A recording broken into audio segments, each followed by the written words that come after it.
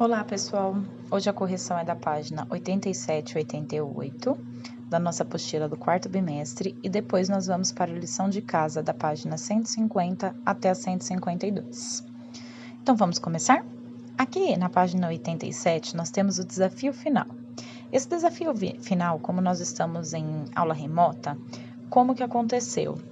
Nós tínhamos que escolher entre alguma dos temas, ou meteorologia, ou esporte, ou economia, algo que tinha valores, certo?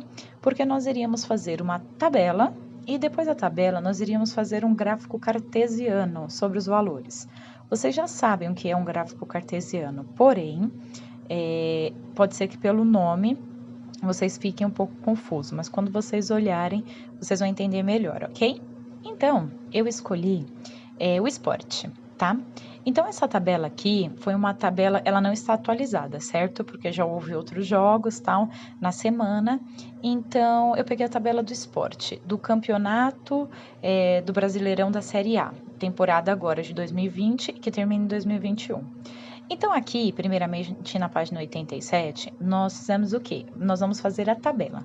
Então, escrevam a tabela aí, na correção de vocês.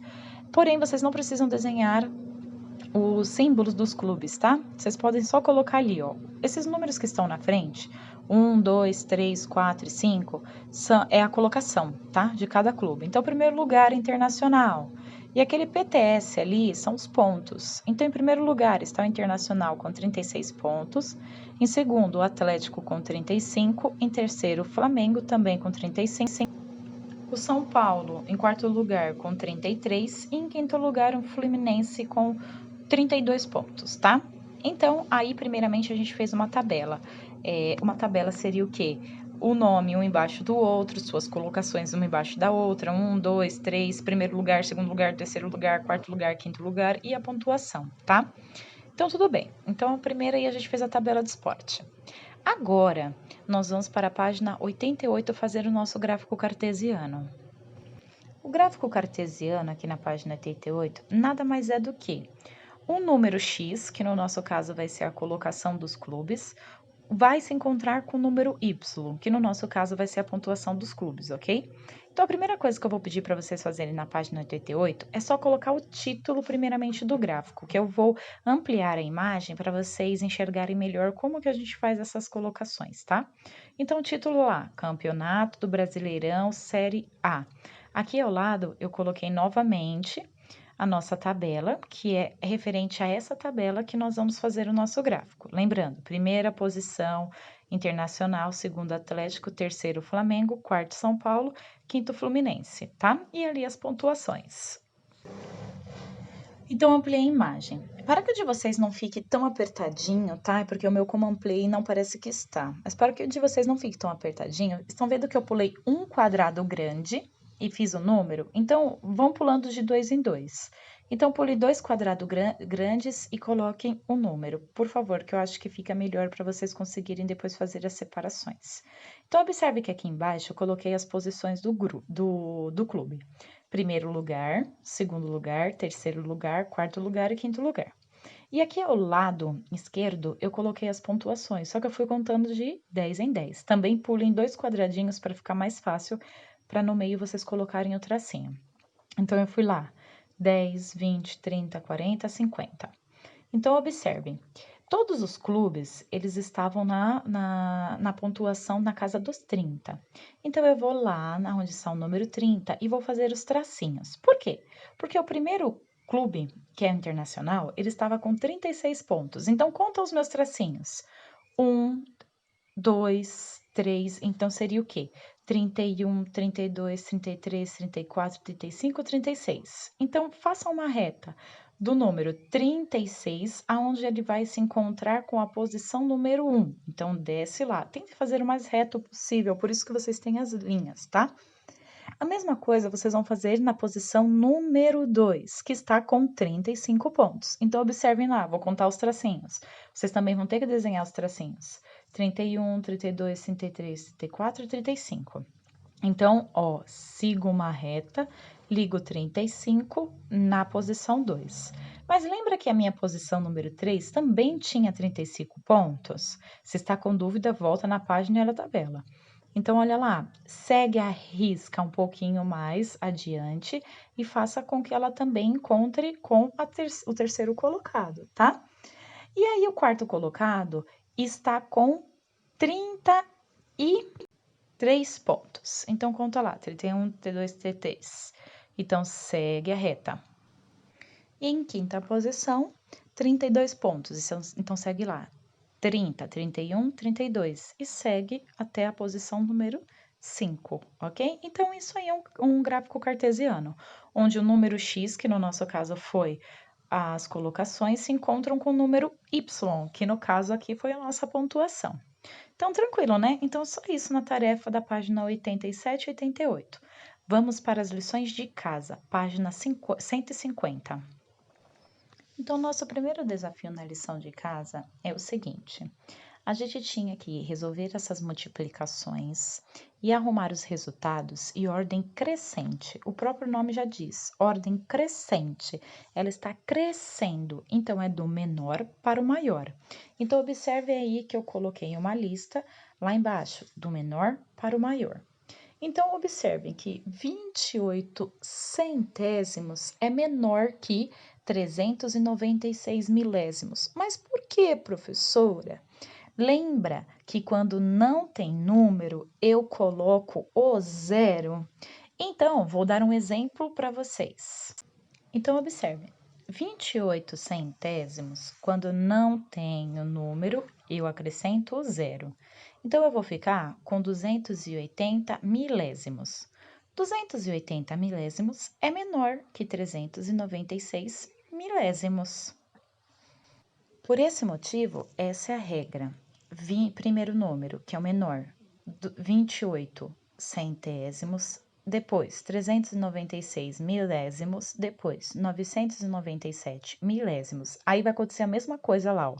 1 inteiro e 7 décimos. Quando eu não tenho número, fica o zero. Então, na realidade, é 1 inteiro e 700 milésimos, que é menor do que 1 inteiro e ali no caso tá 71 centésimos. Só que se eu não tenho número, eu ponho zero. Então, tá 1 inteiro e 710 milésimos, ok?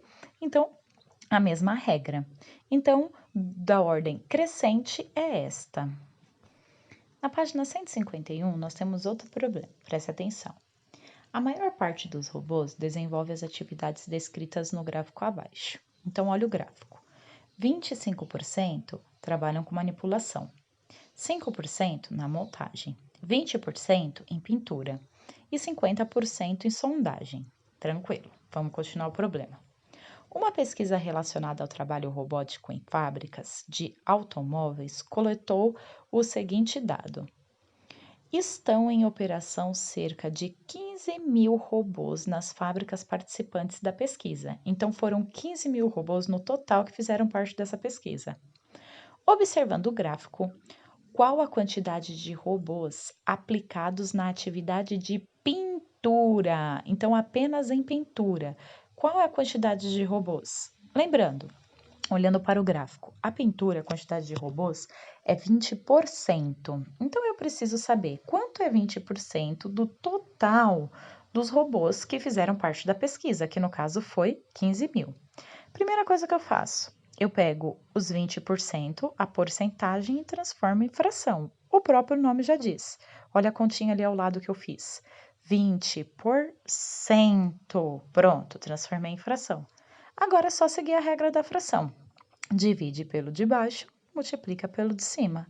Então, 15 mil dividido por 100 igual a 150. 150 multiplica pelo de cima, que é o 20, dá 3 mil. Então, para a pintura, são 3 mil robôs que fazem parte. Olha que tranquilo.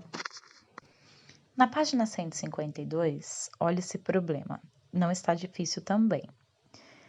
Os robôs XYI e TYR foram programados para consertar outros robôs. Observe as tarefas de cada um. Então, olha só. Atividade para o XYI. Um robô foi enviado para reparo. Verificou-se que 7/10 de suas peças precisam ser avaliadas. Após essa etapa, constatou-se que 3/10 das peças avaliadas precisam de conserto. Lembra que eu expliquei o segredo da matemática nesse sentido? Quando eu falo de alguma coisa em relação aos números decimais, a gente faz uma multiplicação. Então, observe, eu acabei de falar que 3/10 das peças avaliadas, ele só não escreveu de, mas olha só, 3/10 das peças avaliadas. Quem são as peças avaliadas? As peças avaliadas são 7/10, 7/10 de suas peças precisam ser avaliadas. Dessa forma, eu tenho um D escondido ali. Então, ó, 3/10 das peças avaliadas, que são 7/10. Então, 3/10 de 7/10.